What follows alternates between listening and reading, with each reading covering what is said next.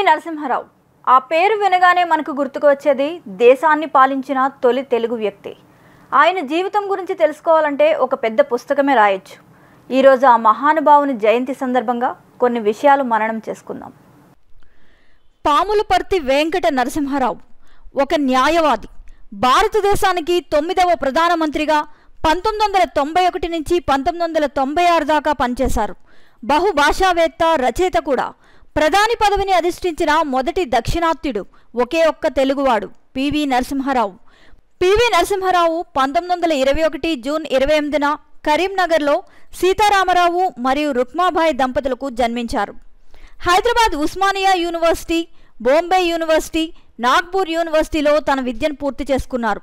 భార్యను కోల్పోయిన పివి నరసింహారావుకు 3 కుమారులు, 5 కుమార్తెలు ఉన్నారు. వ్యవసాయవేత్తగా, న్యాయవాదిగా ఉన్న నరసింహారావు రాజకీయాల్లో చేరి కొన్ని ముఖ్యమైన పదవులు ఆంధ్రప్రదేశ్ ప్రభుత్వంలో న్యాయ సమాచార శాఖ మంత్రి, న్యాయ దేవాదాయ శాఖ మంత్రి, ఆరోగ్యం, వైద్య శాఖ మంత్రి, విద్యాశాఖ మంత్రిగా కూడా పనిచేశారు. 1971 నుంచి 73 వరకు ఆంధ్రప్రదేశ్ ముఖ్యమంత్రిగాను చేశారు. ఇలా అనేక పదవులు చేపట్టిన ఆయన 1984 డిసెంబర్లో రామ్టేక్ నుంచి 8వ లోక్సభకు ఎన్నికయ్యారు. 1984 డిసెంబర్ 31 నుంచి 1985 సెప్టెంబర్ 25 వరకు రక్షణ మంత్రిగా ఉన్నారు. అనంతరం 1985 సెప్టెంబర్ 25 మానవ వనరుల అభివృద్ధి శాఖ మంత్రిగా బాధ్యతలు చేపట్టారు. తరువాత 1991లో దేశ ప్రధానిగా ఎన్నుకోబడ్డారు. అనేక అభిరుచులు కలిగిన నరసింహారావుకు సంగీతం, సినిమా, నాటకాలంటే ఇష్టం.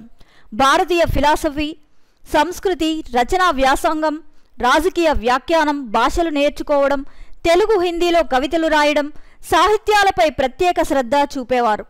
జ్ఞానపీఠ్ ప్రచురించిన స్వర్గీయ విశ్వనాథ సత్యనారాయణ సుప్రసిద్ధ నవల 1000 పడుగులు హిందీ అనువాదాన్ని సహస్ర ఫండ్ పేరుతో ఆయన విజయవంతంగా ప్రచురించారు.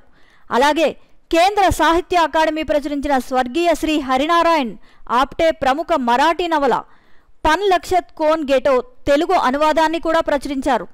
మరాఠీ నుంచి తెలుగులోనూ, తెలుగు నుంచి హిందీలోనూ అనేక అనువాద గ్రంథాలు ప్రచురించారు. వివిధ పత్రికల్లో కలం పేరుతో అనేక వ్యాసాలు రాశారు. విదేశాంగ మంత్రిగా ఉన్న సమయంలో అంతర్జాతీయ దౌత్యానికి సంబంధించి ఆయన తన మేధావితనాన్ని, ప్రజ్ఞా పాఠవాలను, రాజకీయ అనుభవాన్ని సమయోచితంగా ప్రదర్శిస్తూ వచ్చారు.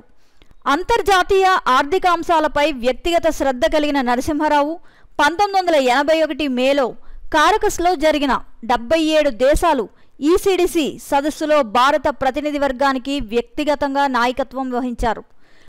ఆ మహానుభావుని గురించి ఎన్ని చెప్పుకున్నా తక్కువే.